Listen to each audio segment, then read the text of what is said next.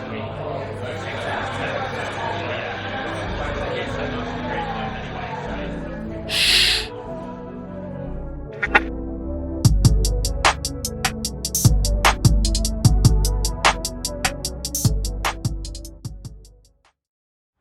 going on? What's going on, guys? Welcome to another episode of The Room. Where having a healthy mind is priority, man.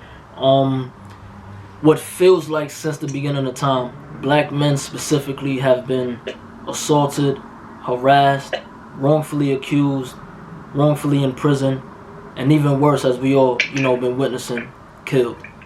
First and foremost, I want to say shout out to those individuals who have dealt with those heinous acts but still have the courage to not only live their daily lives, but speak on their past situations. So, future black men and black women don't have to deal with what we see is going on. I want to introduce my guest, somebody who actually, when we first met, it was him and his significant other giving me an opportunity.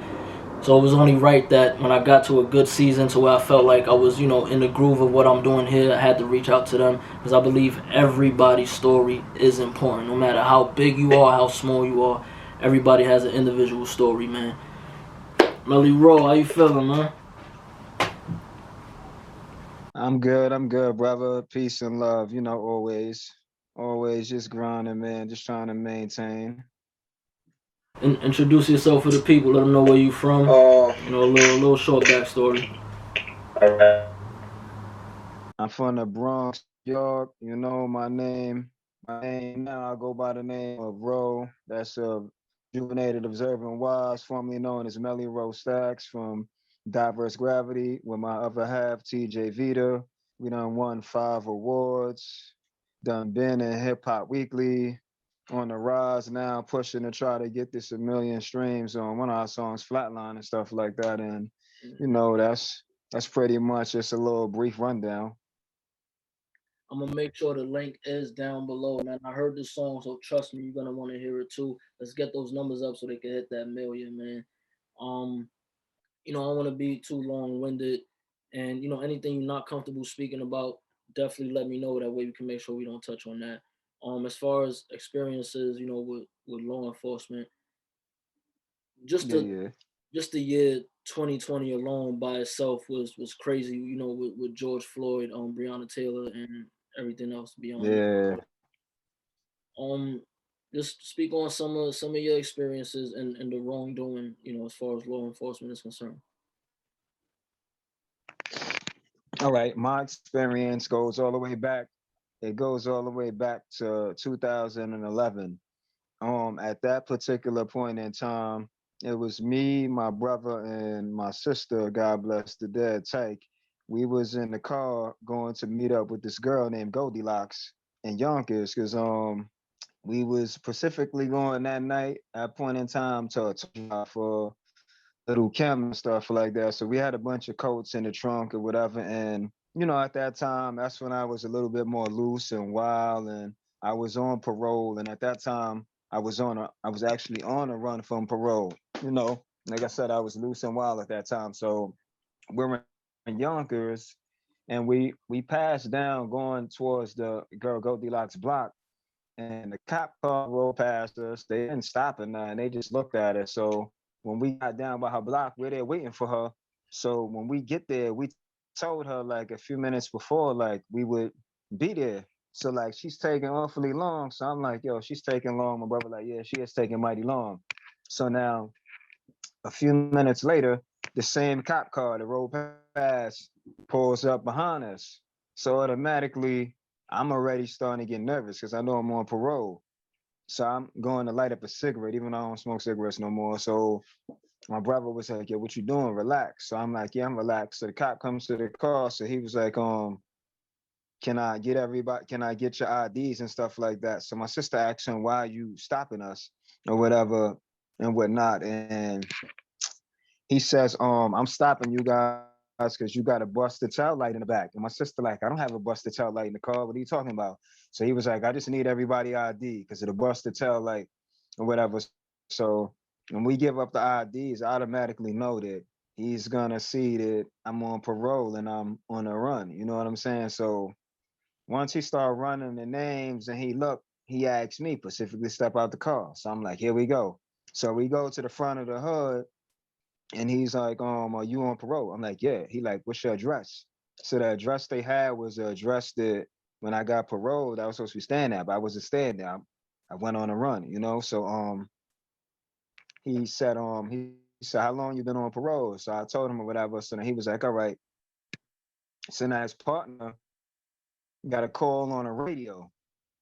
I could hear the call on the radio because it's like real loud. So he like, it's a robbery or something to that nature. So then he told him, he was like, what you want to do? You want to take this call or you want to take him in? He was like, we could let him go and just go to this call. So then he looked at him and he was like, so he told me, can you turn around, put your hands behind your back? So then at that point in time in my mind, I'm like, all right. So I turn around, like I'm gonna put my hands behind my back and I take off running. My sister and my brother yell out, what the fuck you doing? So then I'm running. So this dude is chasing behind me. So now I get to this yard. I cut through the yard. So I hop over the fence. I jump down. I hop over another fence. And it's like at that point, I'm not in shape or nothing like that. You know, my body wasn't right or whatever. I'm out there wilding in the streets. So this dude is gaining on me. You know what I'm saying? He a police officer and this is what he do. So I got tired when I got to this one cut block. So then I stood up and I'm on a car trying to catch my breath. So as soon as he get close, this dude, he like literally runs up on me and punches me in the rib. He says, this ain't the Bronx, motherfucker. Boom. So he hit me in my ribs. I'm like, oh shit. So then he just started wailing on me. So I cover up. I'm like just trying to cover myself. He just wailing on me. So now he tries to like lift me up and he tries to like slam me to the ground. So I'm still cuffing myself. I'm not fighting him back. I'm not trying to hit him. I'm like, fuck it. I'm gonna just lay there. I'm like, he gonna punch me and eventually he gonna stop and just cuff me. So then I hear mad sirens. Next thing I know, I just feel a bunch of feet kicking the living hell out of me.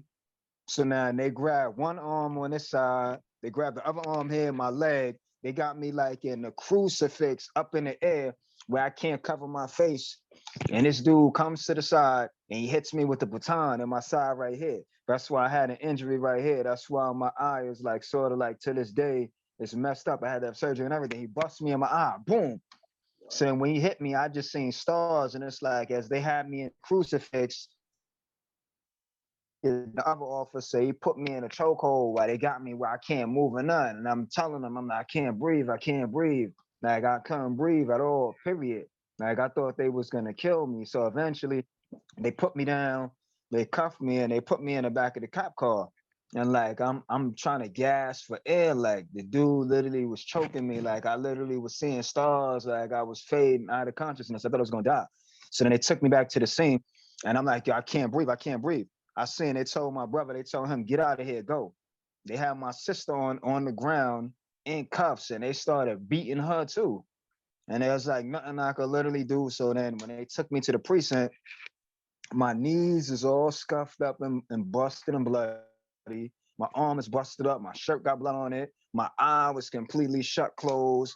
So and they was like, when I got there, they was like, this is what you get for running, motherfucker. This ain't the city or whatever. I'm like, God damn, these dirty ass cops. And then even when they took me to the boat, when I finally, not even the boat, my fault. So when I got to the Valhalla jail, they was like, what happened? So I told them what happened. I'm like, the cops beat me, this and that, or whatever. And prior to that, before them taking me to the jail, let me rewind it back a little bit. They took me to the hospital, the cops. When they took me to the hospital, the one cop, I don't forget his name. His name was Officer Conto. So he's a short Italian guy. He said, I got to get myself checked out or whatever. So he went and got himself checked out.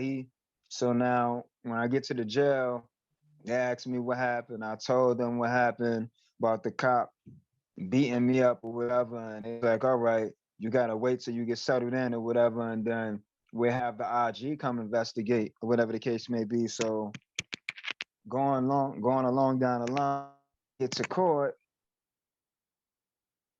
with on running from parole violation, and they also threw a assault on a police officer. And I'm like, assault? I didn't assault him. I'm like, I didn't even touch him. He beat me up. I'm like, they beat me. They tried to kill me back there. So then my lawyer was asking, what's the injury? He was like, do you see my client? He was like, you see my client face? He was like, do you see how he's all busted up and bruised up? You know what injury this cop really said he had, bro? This cop said he tore his rotator cuff, a sports injury. It's like you could have easily tore your rotator cuff when you was beating me. That's easy. A rotator cuff. Wow. So he said, even when we was going along to the pretrial and stuff, he said I threw him into the car and I came at him and I punched him and I slammed him on the ground. And that's why they used the excessive force. So it's like behind that, if I would have took it to trial and I would have blew, I was facing like 5 to 7 years from the assault on him. That wasn't even my parole. I'm like, yo, this shit is crazy. So then my parole officer was telling me, oh, I'll max you out on parole, which I didn't have that much time left because I was back and forth, running back and forth from parole, going in and out. So I think I only had on parole left like 90 days or either 6 months or something like that. It was something real short, you know. So she was like, in order for me to max you out on parole, you have to have the case done. So then when I went to court, they said, we're not going to take it to trial, but we willing to drop the charge down from a felony. We down to drop it down to a misdemeanor. They was like, you can plead to I think it was a misdemeanor and a third. And they were saying that if I took it, they would give me like 11 months off of that for that right there. And I would take the 11 months and they would run it concurrent with my parole violation. So they was like, all together, you would probably have to do like maybe 16 to 18 months and then you come home free. So it's like, I'm like, damn, I'm like, if I go to trial with this dude is already testifying that I assaulted him. He got paperwork from the hospital. It's like, I got no choice but to just cop out to this, to something I didn't do and just get it over with. So I wound up copping out to it and I wound up going in back and forth. Now, mind you, this was December 21st, 2011. I didn't come home from prison from December 21st, 2011. I came home May 3rd, 2014. So you see how long I was in there for that? Yeah. That was because I was back and forth fighting. I didn't want to cop to it at first, but then after a while, my brother and everybody was like, yo, you take it to trial, you're gonna lose. You're not gonna beat this. This dude testifying against you. So and then I had on my record from before. I already had something from police before or whatever. So they was looking at it like that. So it wasn't looking good for me. So I had to take it. You know, that was my most deadliest encounter with the police. Like I said, I had something prior to that. Mm. I heard you say that That's they, crazy, right? yeah, especially I heard you say they damaged the eye. How does that still affect you today?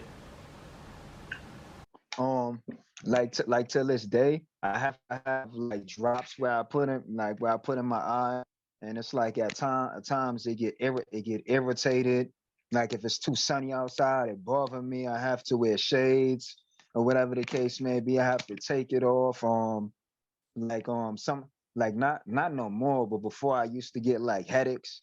Like if it's like it's sun's too bright outside, and it mess with me like that. And I had to have surgery actually to save my eye, or else I wouldn't even had no eye. Period.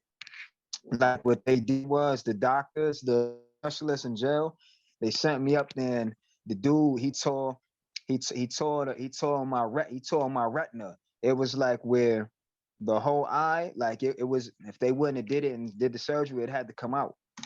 And when I was up in prison, I went and I did the actual surgery for it, even though I don't remember nothing that happened for it. And they took me, I was going to appointments back and forth. So it's like that right there is, it's like it's very traumatic. It's like even now, I Yeah. still think about it, but I'm used to it now. Like when it first happened, it used to mess with me and it used to bother me because I'm like, God damn. I'm like, yo, this dude really tried to kill me. He bust my freaking eye. I have it where my eye is affected now for life. It's like I gotta look at old pictures of me and be like, yo, goddamn, my shit fucked up. It's like, at the same time that could make a person like where they lose confidence and they be like, yo, damn, they don't feel comfortable walking around like that, and somebody will ask you like, yo, what happened and this and that and the third, so it's like now I don't feel uncomfortable talking about it. I talk about it. It's actually the first time like I did an interview about it, period. Because it's like it's real bad. They did it like that. Mm. So that's Dealing. crazy. That one, huh? No, yeah, that is crazy. Dealing with just the app. Well, one important question I want to ask you was there ever an Yeah. opportunity to sue them so they could rectify the damage that happened, or Nah, it was an opportunity. Actually, I did put in paperwork for it. Cause like when I was in there in the midst of fighting when it first began, it was my other homeboy that I know when I had lived in Westchester County named Rodney. He was in there. They did the same thing to him, but they did it to his leg, but they broke him up bad. Like he was on crutches and everything, and he was like, "Yo, I already put in my paperwork, and I'm trying to sue them too. But it's like when I put in the paperwork, that's when they started to put the pressure. That's when he actually showed up to the what you call it the bro? it's the hearing. What they had was it was a hearing. If he didn't show up to the hearing, then they would have dropped the charges and they would have went and they would have just done away with the case. But the slick shit they did was is that I was in there. The reason why I was in there for so long is it's more than this. It's more than 2 years. So it's like the case when I was fighting it, we had one hearing. He was supposed to come. When we got there, the lawyer was like, "Is he here?" They said, "Oh, he's not here at the hearing." So my lawyer was like, "Your Honor, I'm asking for the motion for the case to be dismissed. The guy isn't here. My client, you see the way he is, obviously it's bullshit." So then they said, "Oh, we're gonna reschedule." They did it again, a second time. He didn't come again. So my lawyer was like, "Come on." They did it a third time. The lawyer was like, "Come on, Jan." He said, "I'm asking for everything to be dismissed." He was like, "We didn't have 3 hearings already, and this guy's in here to testify nothing." He was like, "Come on, what's going on?" So then the judge was saying, "Oh, they're saying that he's out on medical leave, this and that." My lawyer was like, "What does medical leave got to do with this when we're trying to proceed with this? We're trying to rectify the situation and get thrown out." So they said, "All right, we're gonna give him one more chance to come, and if he don't come, we'll throw everything out." You already know the fourth time this motherfucker showed up. Excuse my language. He showed up. Wow. He showed up, and that's when he brought the doctor's note. And like I told you, he said, I tore his rotator cuff. And my lawyer son, he said, "Are you serious? He's using an old baseball injury, a rotator cuff." He said he could have blow out his rotator cuff by swinging at him. He could have did that by playing sports. He like, "You really gonna believe that injury?" So behind him doing that and them pushing on, could not follow with the because it's like if I would have kept on with the lawsuit and tried to proceed, they wasn't gonna drop down the charges. We was gonna go to trial. He was gonna testify against me. He already got a partner back. He already got his hospital document records or whatever for saying that I tore his rotator cuff and I hit him and this and that. And it's like they would have just used it as they had to use excessive force because I attacked them. So they had to defend themselves.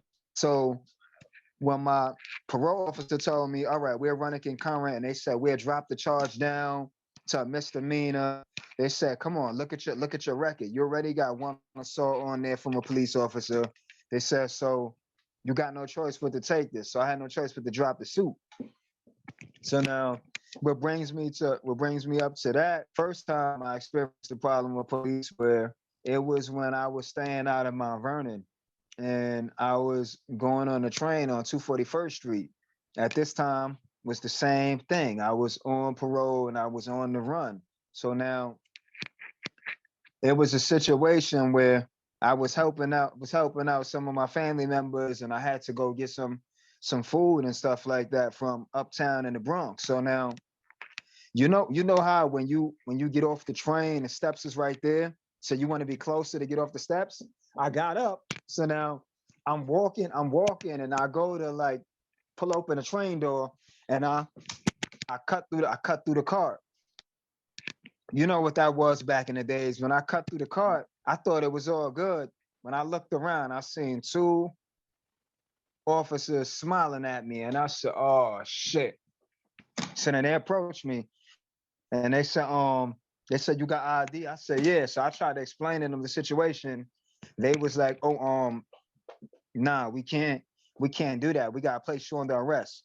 And it's like, when me, I had the worstest luck with police. Don't you know that when that situation happened? Don't you know it was 2 days before Christmas? I was like, "Oh man." I said, "No, I can't. You can't do this to me. Not now." So then they're trying to cuff me, and I'm like, "Nah, you ain't gonna do this to me." I'm trying to walk away. Don't you know they start tussling with me, and I'm not gonna lie. I didn't swing on them, but I wasn't trying to let around, and I'm like wrestling back with them. You know what I'm saying? And like people on the train screaming and shit or whatever. So the one cop, he went flying. He hit his head against the window. The other cop took my head and he mashed it against the bar. Bang. And I said, "Oh shit." So let me see where I can see that. I, I don't know. I'm not sure what side it is right now. But one of my eyebrows right here is where they bashed me when I hit the pole. And like I just felt something cold on my face. And the lady, she started crying and screaming. She was like, "He's bleeding, he's bleeding, he's bleeding." And they finally got me cuffed while I'm bleeding. Don't you know they maced me?